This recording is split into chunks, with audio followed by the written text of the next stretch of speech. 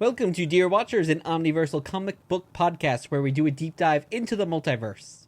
We are traveling with you through the stories and through the worlds that make up an omniverse of fictional realities we all love.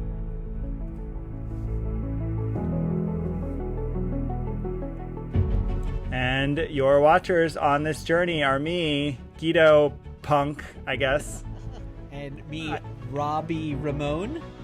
Yeah, I was going to say, I need more punk references in order to give myself a fun nickname for this. But I have a feeling you're going to give us those punk references that I need.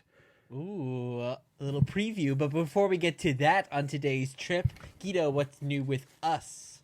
This is it. The next time you hear us, it'll be 100 standard episodes in. As I mentioned last week, we did do some bonus episodes, so we're actually over 100. But in terms of our standard format, next week is 100. So we'll have some giveaways. We have lots of countdowns. We hope to have it all and just take a moment to celebrate the fun of triple-digit episodes. Yes. If he was still alive, we should have Willard Scott wish us a happy birthday.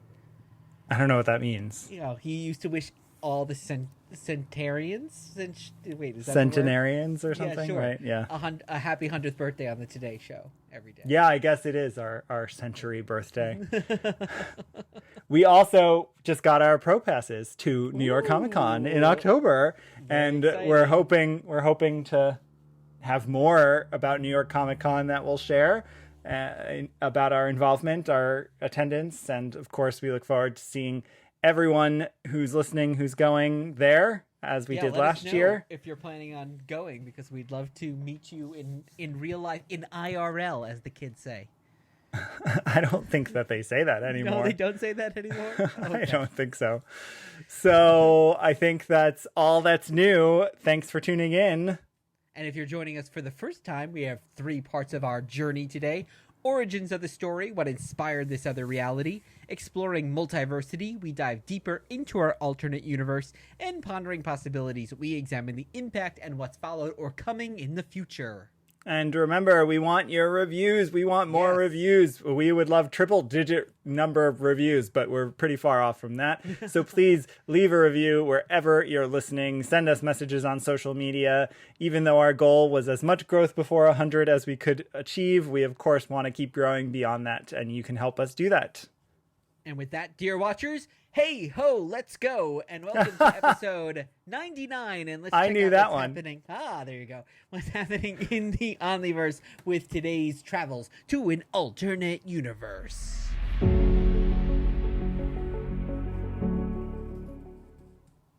And today, before we take our trip, dude, to answer is that punk? I wrote that, so I know that one was more surfer dude. But what do people call each other in punk? Not bro, like what? I don't know. Well, there's so many different kinds of punk. That's the problem. So I don't know. So anyway, what's the question on our journey today? Our question is: what if Spider-Man was in a punk band? AKA, what if Spider-Punk formed the Spider Band to take on fascists? Ooh, this is Earth 138, though a lot of Spider-Punk's action takes place on the 616 before we get to the 138, but our journey is to the 138 today.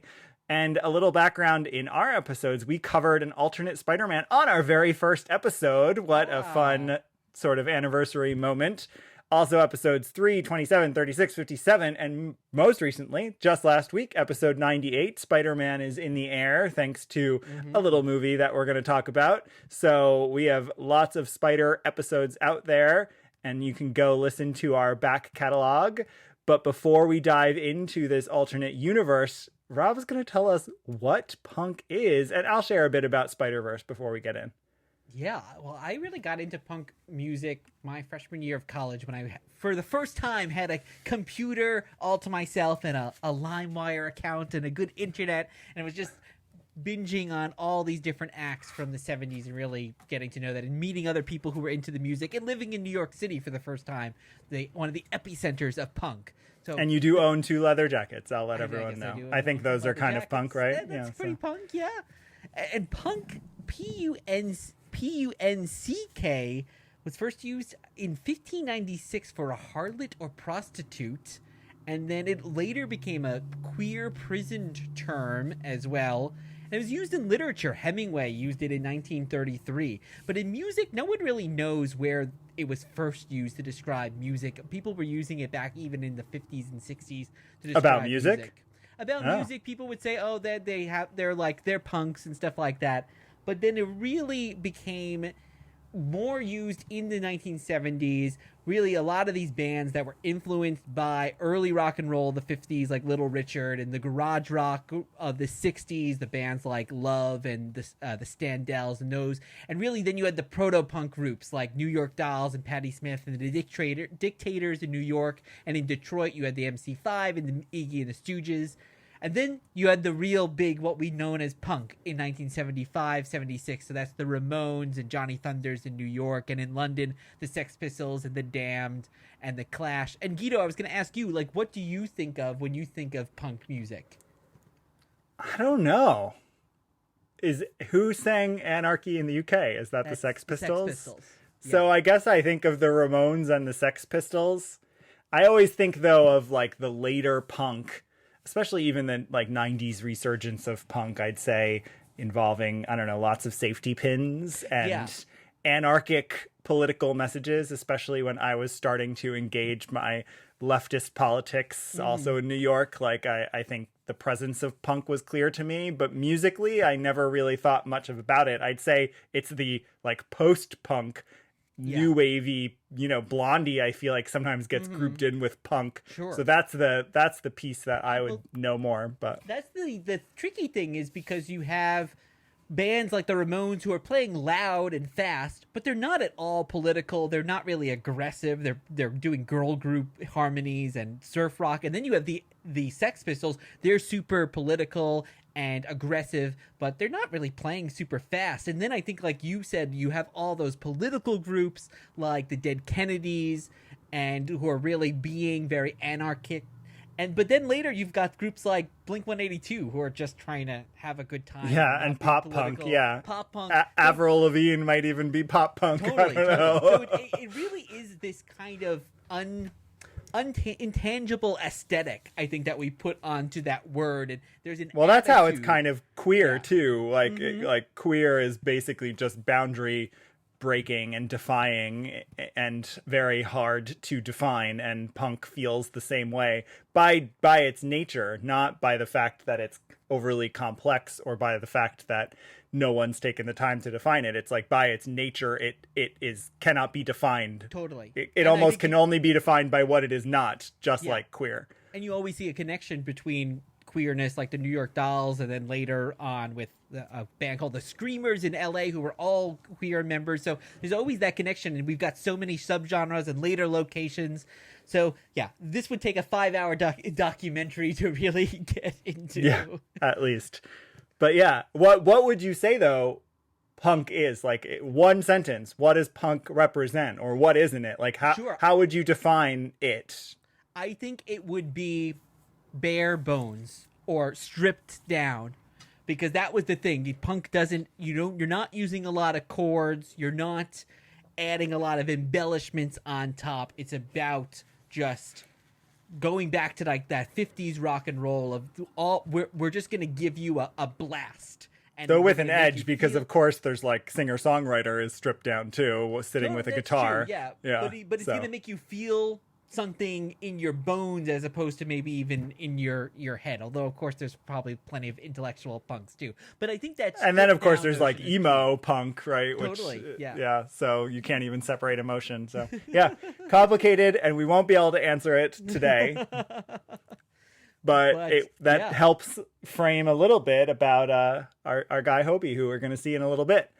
But before we get to him, there's some background on Spider-Verse, because we did not read the whole Spider-Verse event. But this is our first It is, because this is our first trip through it, and we'll probably do many more episodes in the future that involve the Spider-Verse, because it's a huge thing, and I look forward to pulling pieces of it out like we did here. So Spider-Verse, when we're talking about it, is a 2014 crossover comic event, but its origin comes well before that. So of course you and I are both very familiar, and people our age and people of any age are very familiar with 1994 Spider Wars, which is the 5th season wrap-up arc of the Spider-Man animated series, which has a multiverse-saving storyline, includes creations for the show like Man Spider, an Iron Spider, the Scarlet Spider coming from the comics, a Spider Octopus, an actor who's playing Spider-Man, and it ends with Spider-Man coming to our world, meeting Stan Lee, and then the series gets canceled. So that is definitely in the influence of this storyline. And then Dan Slott. Oh, go ahead. I was going to say, too, I mean, around that time, too,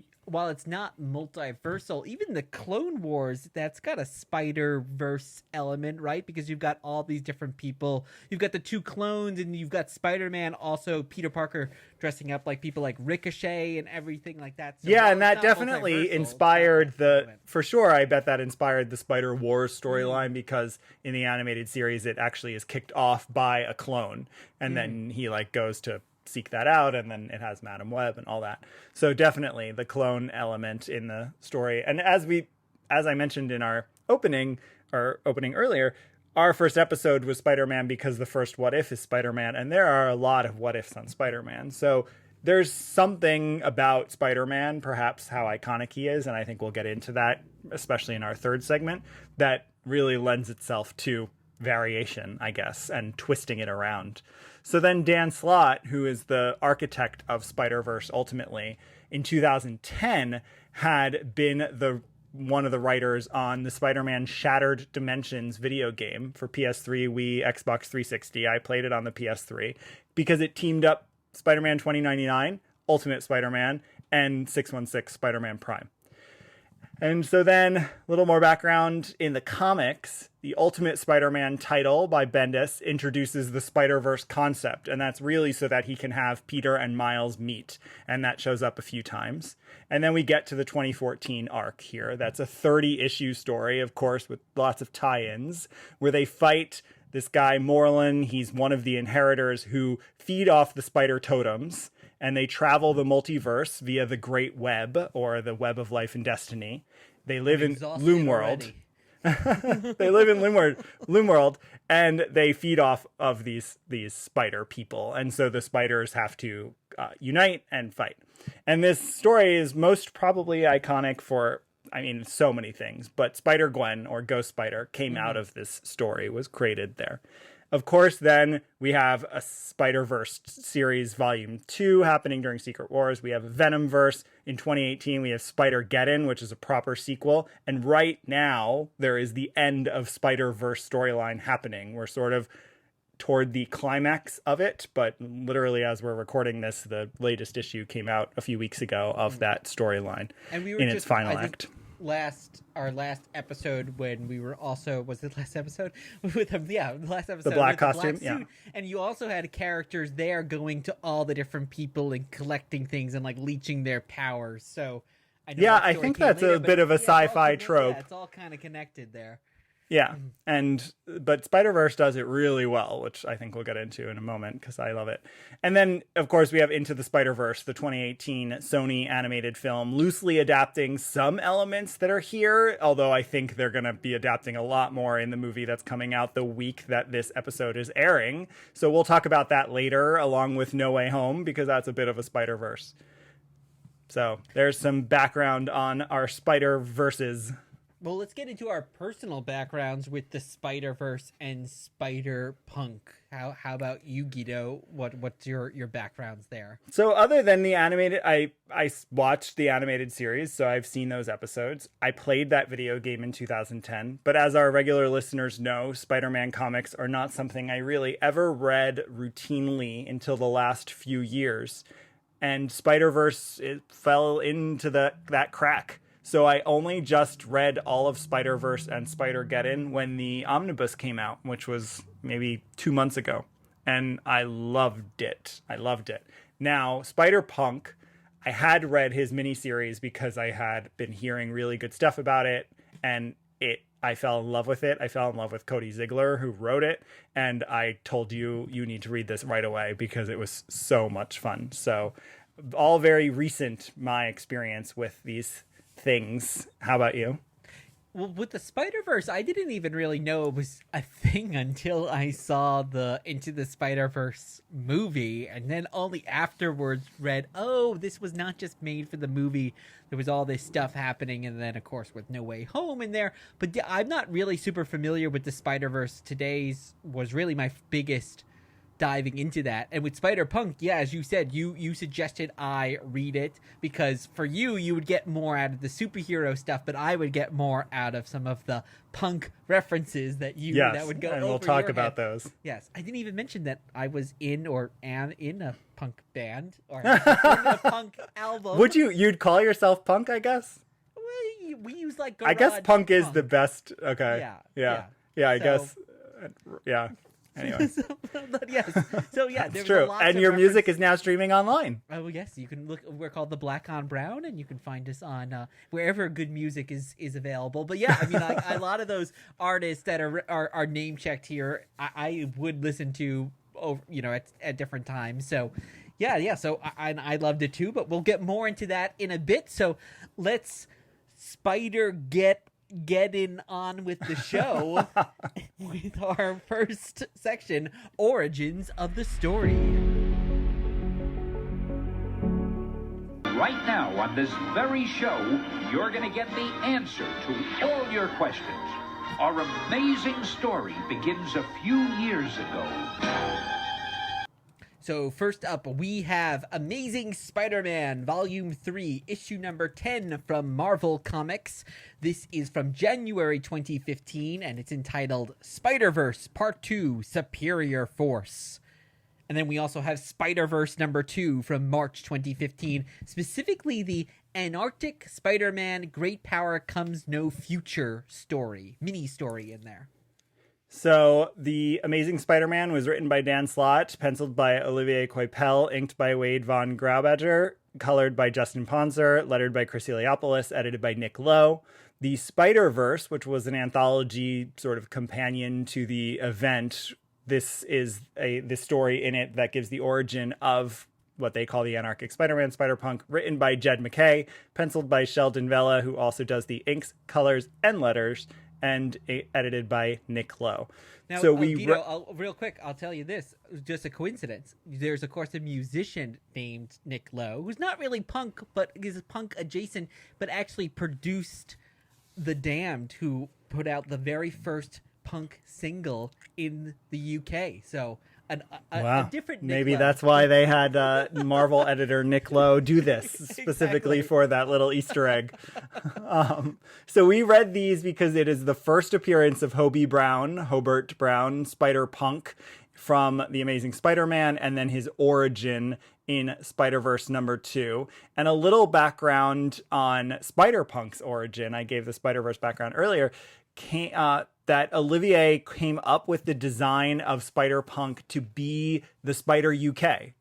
But then it turned out that as they were doing the story, Slott said that Spider UK had to be part of the Captain Britain Corps and needed to therefore have the Union Jack.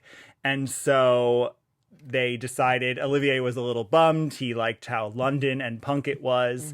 But Dan Slott thought that the Spider-Punk design was so good. He said, that's a great design. We'll totally use it. We're creating all these new Spider-Men. So when we get to Doc Ock's army, we'll put him there. He'll be one of Doc Ock's best henchmen, and he'll be there all the time. We'll show you Spider-Punk nonstop, I promise you.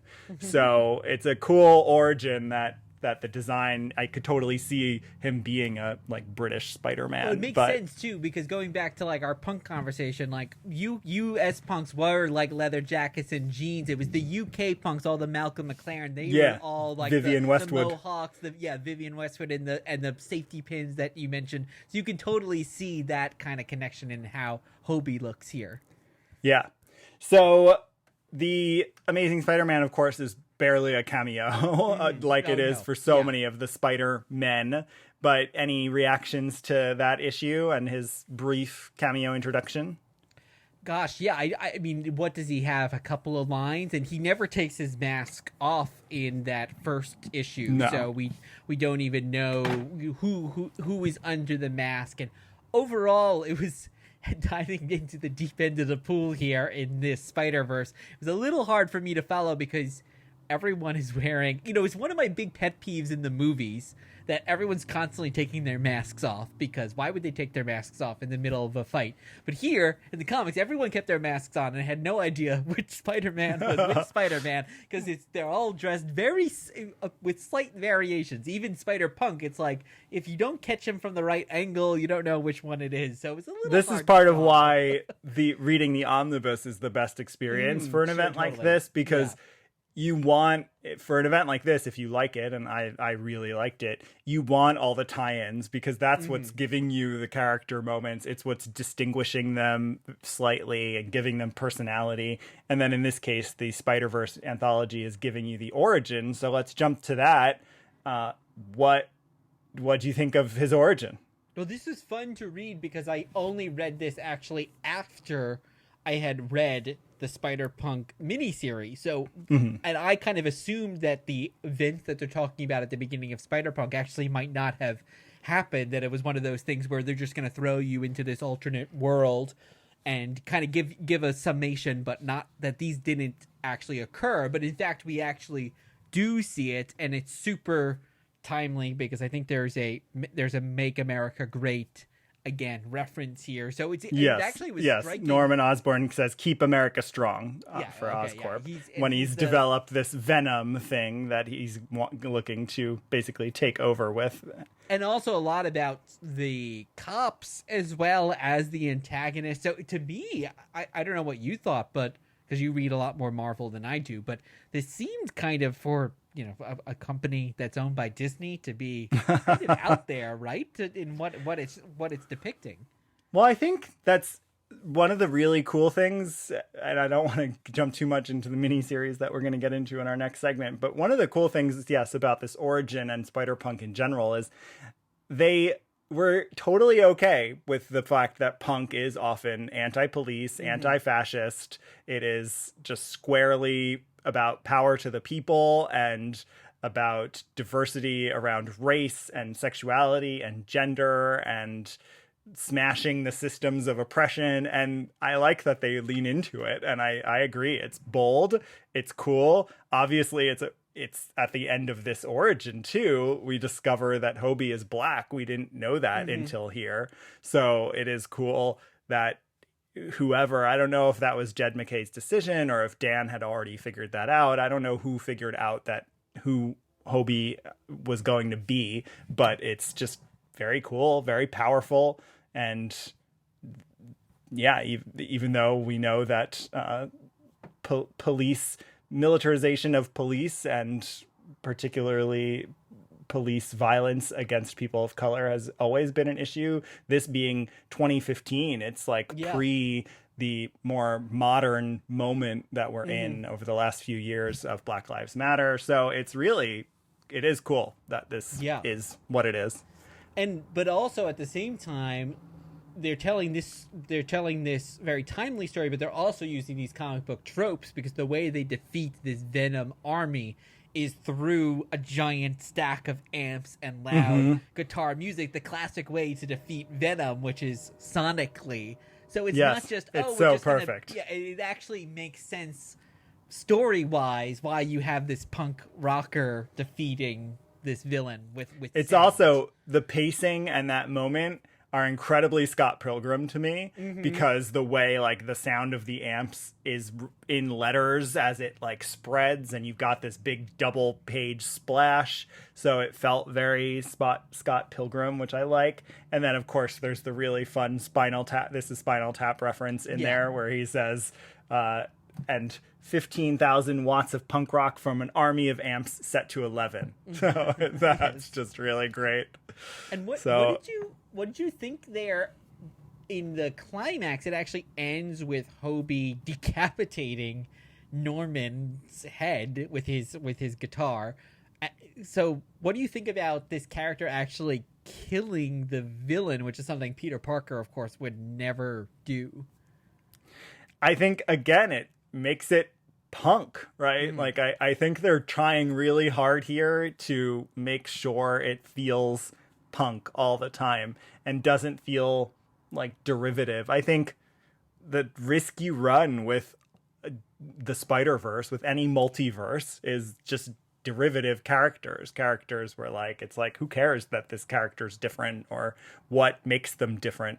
And this, I think they're at every turn trying to make it punk, which is this smash the system. I even love on that page, you might not have gotten this reference, but on the page where he's decapitating him with his guitar, it has like a censored block over it, and it says, "This ain't Mac's, pal." And of course, Mac's was the adult imprint of Marvel Comics. So they're sort of saying like, okay, we're not going to show you the blood. This ain't Mac's, pal. So there's even a knowing wink to the fact that they're really pushing the boundaries here. But the art, obviously being really dynamic and colorful, I think helps mitigate some of the way that this could be read as serious or heavy. So I love this introduction to him.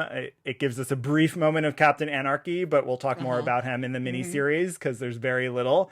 And I think those are the only characters it really introduces. So yeah, let's get on. Let's CBGB moving on to our next segment, which is exploring multiversity.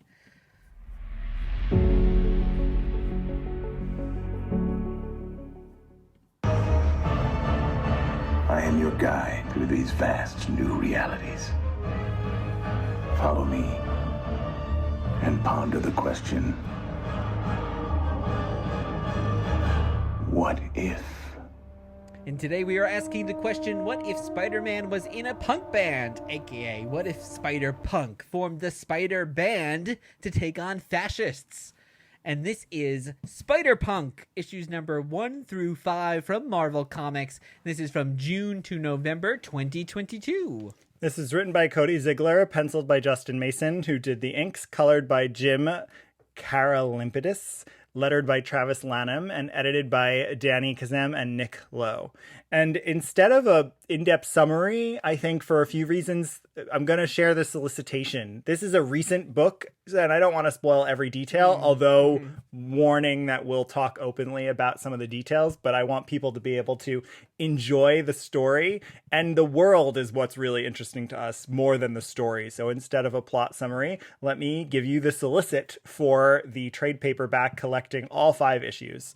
So, Anarchy in the Spider-Verse. Hobie Brown is the head-spiked Spider-Punk, all set to protect Earth 138 with his axe in hand and his chaotic band of punk heroes backing him. Even though the Norman Osborn of Hobie's dimension is dead, will the chaos he created be too much for Spider-Punk and the gang to handle? What secrets lie under the community center Spidey and his crew call home? And why is Taskmaster crashing the party to stomp out Spider-Punk? It all ties back to one thing, and Hobie had better figure it out fast. It's time to take to the road in the Spider-Van, but Hobie and crew will soon end up joining Daredevil in the giant shadow of the Kingpin. Prepare for an arachnid, look, I misread that, adventure like you've never seen before. Arachnid and anarchic are really close anagrams or whatever of each other.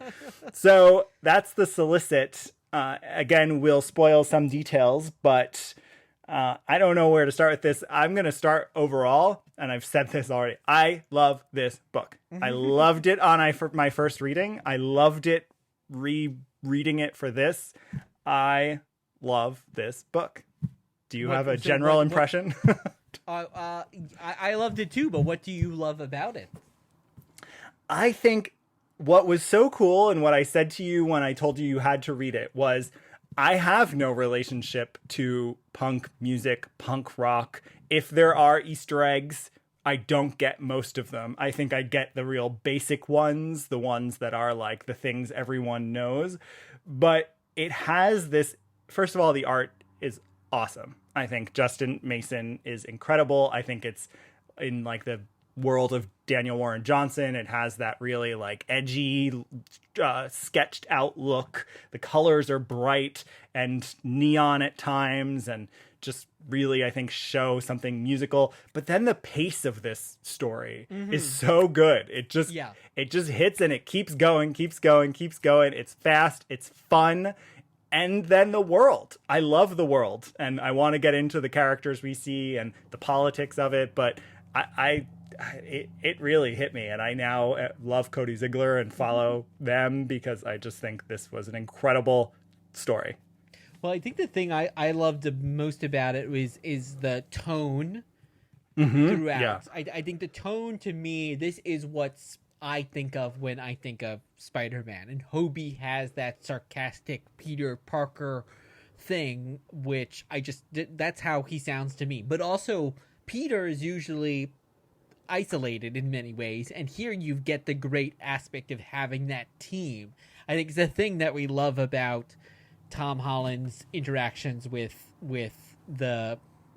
MJ and Ned in the movies too. It's like giving That's him true. that This kind is of a lot like camaraderie, and it's a lot of what we see in the MCU often, where you get a good team like the Guardians, where everyone's kind of playing at each other, and even the villains too that are having fun, that they're all feeling of the world, and everyone has that similar kind of tone throughout. So to me, like, I thought that was great, and I agree. I think the art also just complements it because it gives it just enough of that kind of alt comic look that you would see from an indie book, but not going so far that we're moving too much out of the realm of superheroes. I agree completely. Exactly. And then I think what's cool and what the tone does well too is in the amalgams. You know, we're obsessed with amalgams and multiverses on this show, obviously. It's so fun, like you talked about the villains and stuff. It's so fun to see who they're going to come up with and what their name is going to be and why. I mean, I love, like, first of all, the fact that the president is Ozzy Osbourne. Like, first of all, that's great. But then I also love our introduction here to Riri, and what a perfect name, Riotheart. To take Ironheart Riri Williams and be able to use the RI and call her Riotheart, I think is just that should be so the name cool. of the character in the 616 too. It's like, maybe in her TV show they'll do it. And yeah, just the attitude that all the characters have, I think is great. And then I love Captain Anarchy being queer. I love him and his boyfriend, and I just love that he's this indigenous American, Native American, Carl Morningdew, and that he's taken on this persona and that he's gay. I think is awesome. And his boyfriend is Rick Jones, right? I don't know. He's just Rick. I want to say he's Rick Jones because I agree. With the Hulk as well. Right? My guess is maybe even Marvel wouldn't let them like say Rick Jones was gay in this world, but I agree when there's we can't upset the Rick Jones fans out there. Oh my gosh, they're gonna riot. Speaking of riots, because you've got like Robbie Banner is the Hulk, which of course makes sense as a name because he's Robert Bruce Banner, so it makes sense that you'd be Robbie Banner, and then we have Taskmaster. We have Kraven here, and he's kind of leading his own band of Kraven and the Hunters. He looks just like Zangief from Street Fighter, right? He does. And he's Russian, that is true. too, right? Which He I don't know. definitely Is Kraven does. always Russian? I have... yes, Kraven is definitely... I don't know Kraven if is he's Russian or from some made-up country. Is Russian, right? So that's what I'm thinking. Yeah. Yeah, that could be why.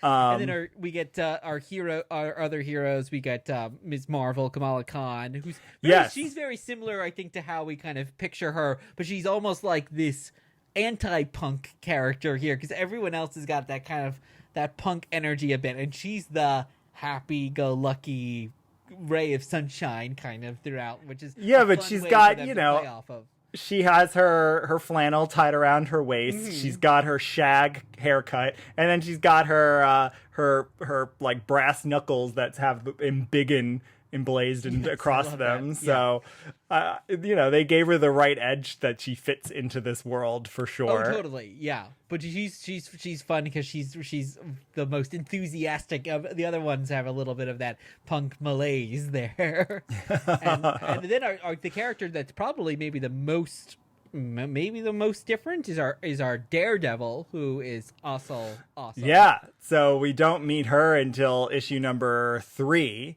but it is so cool to meet Matea Murdock, a Latine Daredevil, but her powers are so perfect for Daredevil and a band member.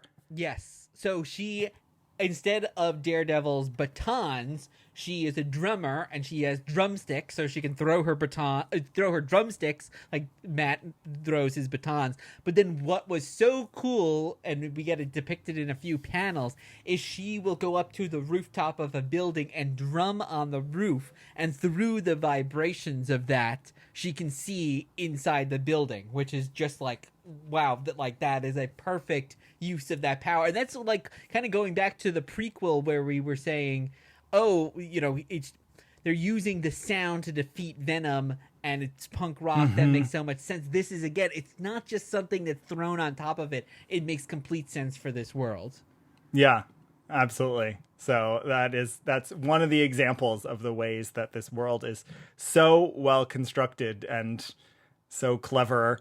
And in that same issue, you get like the band of marauders, which are the villains, and they're sort of the I guess Asian villains, because they are the combination of, we have Sunfire and we have Daken, Wolverine's son, and we have Armor. So they sort of put these 3 Japanese characters together to create this gang of the marauders. So the things that they did with these characters, the things that Cody Ziglar did, were just so clever. It's amazing. Mm-hmm. So I was going to talk about some of the references, that stuff that went over your head.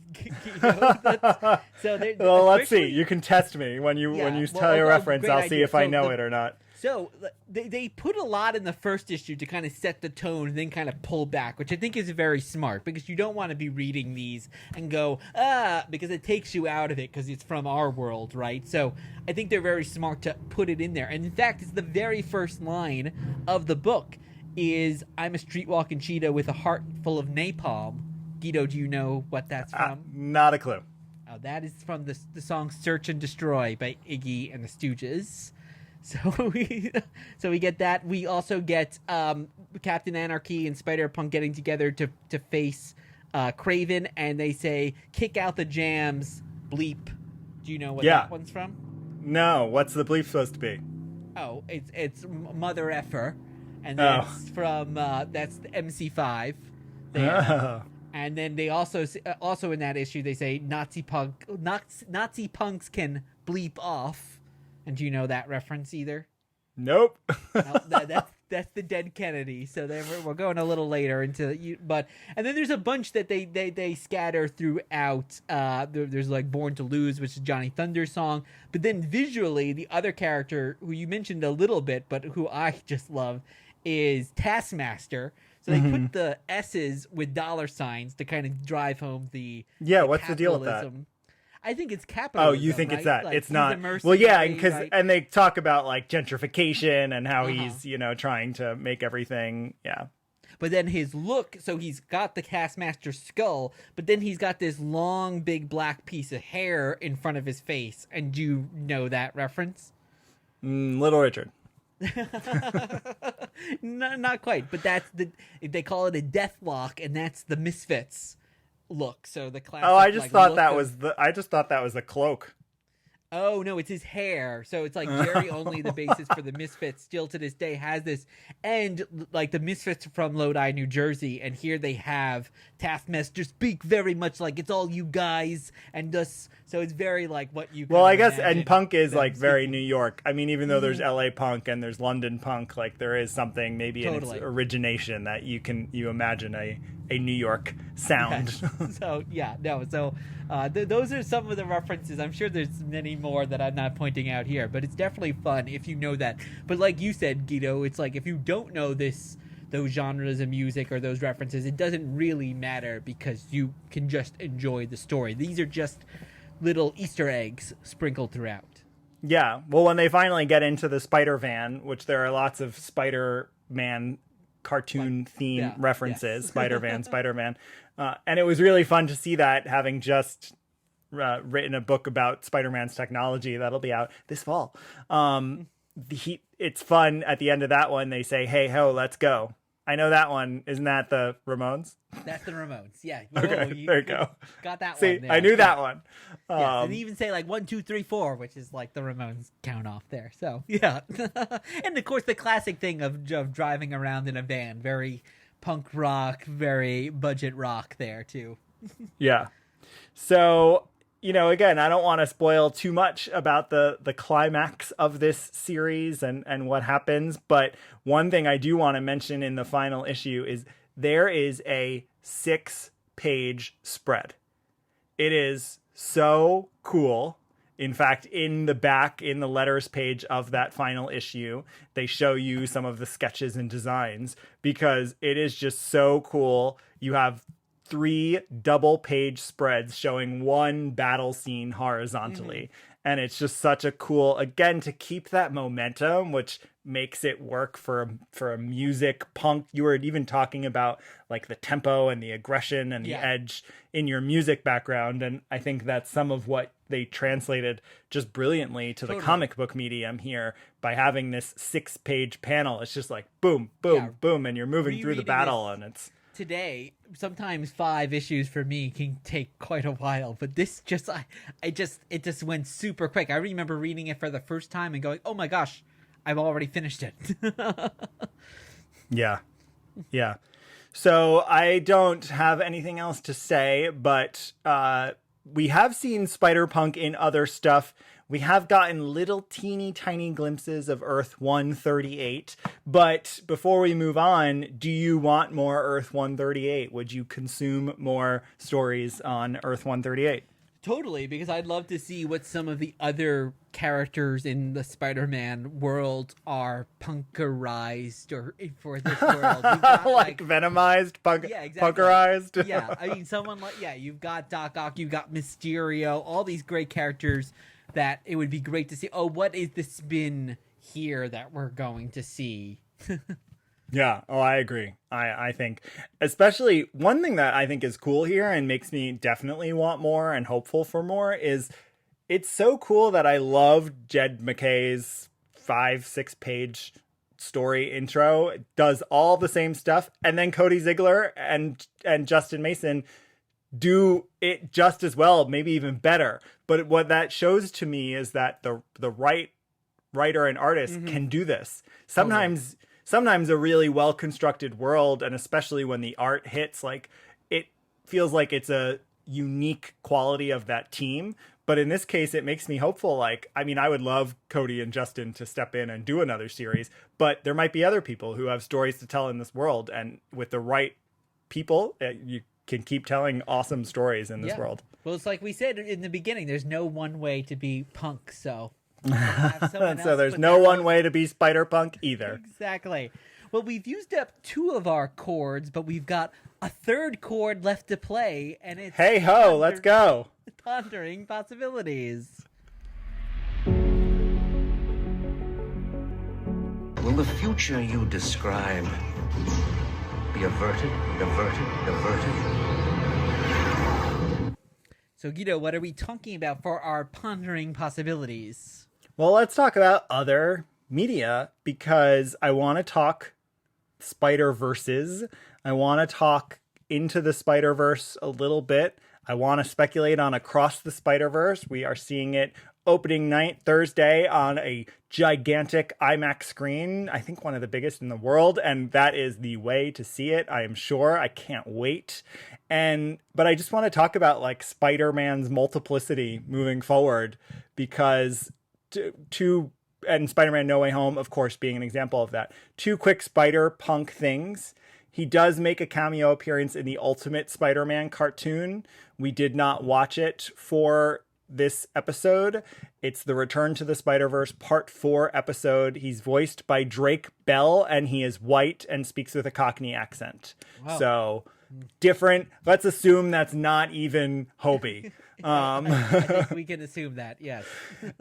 But Hobie is set to appear in Across the Spider-Verse, voiced by Danielle Kaluuya. Not a spoiler, that's out there. You and I avoid spoilers. We haven't even really watched the trailer to this movie, so I don't know how big a role he's going to play, but... Daniel is British, even though we never really hear him use his British accent in movies. I wonder if he would be a British Hobie then.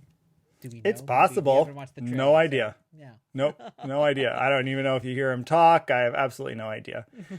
But I think it is just so cool. I can't wait to see him. I really can't wait to see him. I don't know how big a storyline he's going to have, but with how much I loved Into the Spider-Verse, I think you did too. And I think Into the Spider-Verse did such cool stuff with each character it brought in. It really made sure that, like, when Spider-Man Noir is there, when Spider-Ham is there, that you feel them, like you feel who they are. The tone shifts, the animation, everything about it shifts. So I have no doubt that Spider-Punk is going to be just as cool, and I can't wait for that. Yeah, it's funny that you said back in the beginning of this conversation or this episode that Spider-Man really has all these multiverses and the clones and everything, because at the end of the day, he's not a character I feel like you would first think of that. Like the Fantastic Four, they're jumping to all these other worlds, right? And the X-Men also are in outer space and all this other stuff. But Spider-Man is... Peter Parker is this young guy who's been bitten by a spider living in New York. Like, to me, he's not the character that I would first think that would have all these other versions. I don't totally have an explanation why either. I think a few things. I think one, it has to do obviously with his completely iconic status. So he's up there in the world of fictional characters with Mickey Mouse and Superman. And of course there are variants on Superman, but not quite as many, and certainly not as many that we recognize. They've sort of leaned into it over the last maybe even 10, 15 years. We have Val-Zod, known as colloquially the Black Superman, and there's been that movie in development for that.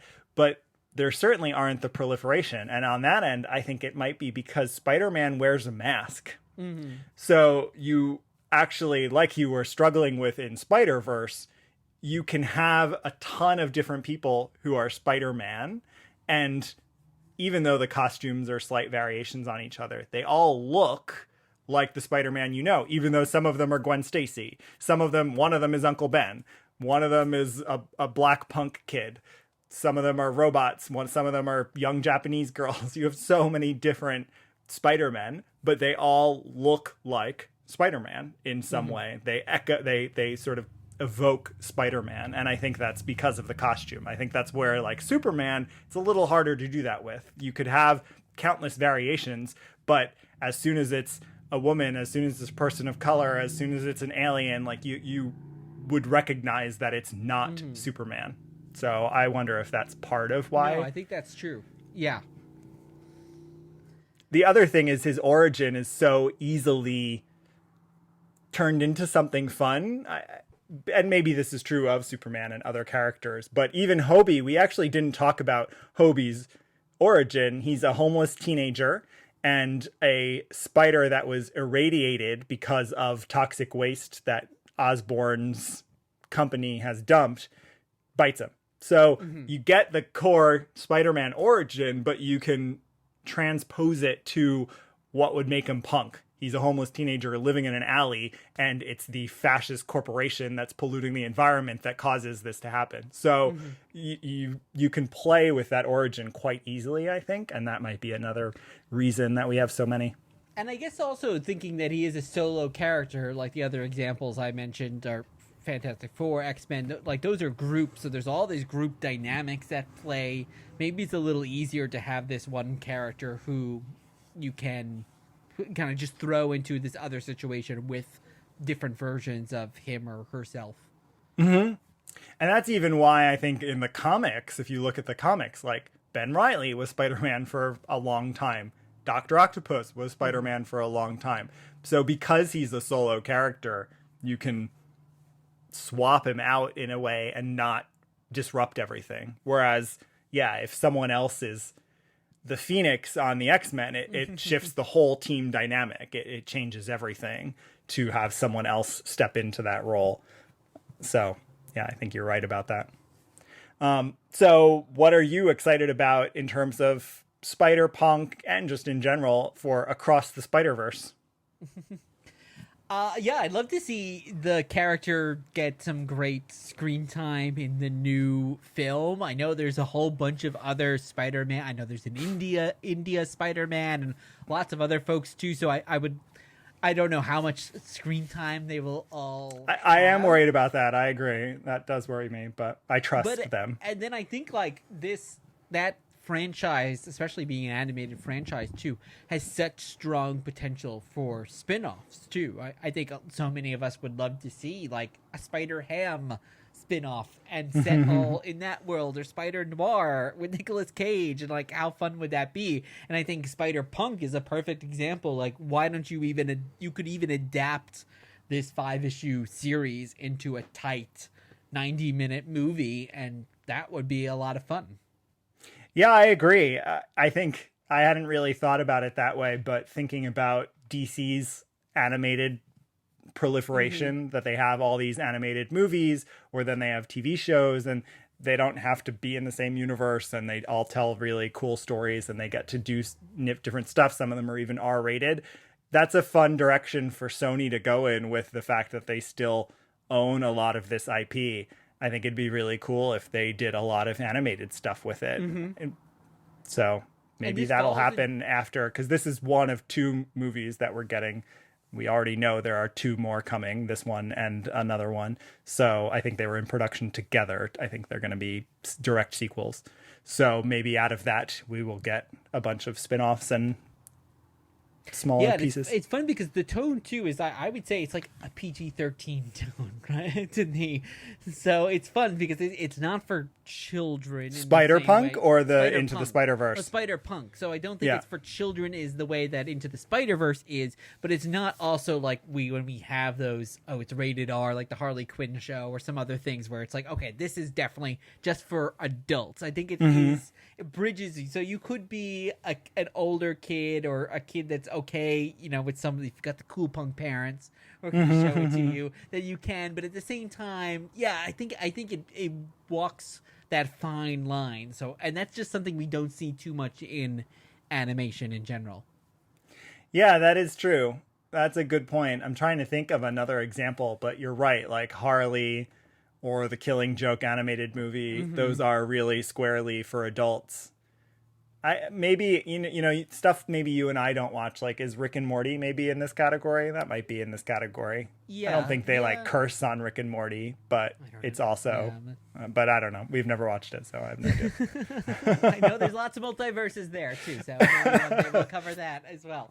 I'm super looking forward to this, and then maybe we'll see. I mean, I don't know if we'll be done seeing multiverses in live action Spider-Man as well, since it was the 3rd highest grossing film of all time. So I agree. And while I think we talked about this on some episode at some point, while you and I didn't love that movie, and I think it was weighted down by some of its fan service and nostalgia, I do wonder what a live action Spider-Verse would actually be like. Totally. Like if they were to actually go into new alternate characters, if Spider-Punk were to be on screen, like what would that be like? How would Tom Holland play with that? How would the writers play with that? Would it work? Would it not work? I don't know. I'm interested, and I do wonder if we'll go there. I don't think they'll replicate the Sony films, the animated films. I think they'll do something different, but there is a ton of potential with so many variants in the comics. And I think this is also, it's a great way to bring in diversity into your casting and into the comics without upsetting the fans that don't want to see, other things, changed. But yeah, you can have this hugely diverse group of Spider-Men and still have Peter Parker be your cisgender white guy there. So everyone can be happy. The antithesis of punk, everyone's happy. Maybe. Exactly. Fascists and anti-fascists alike get to enjoy that. All right.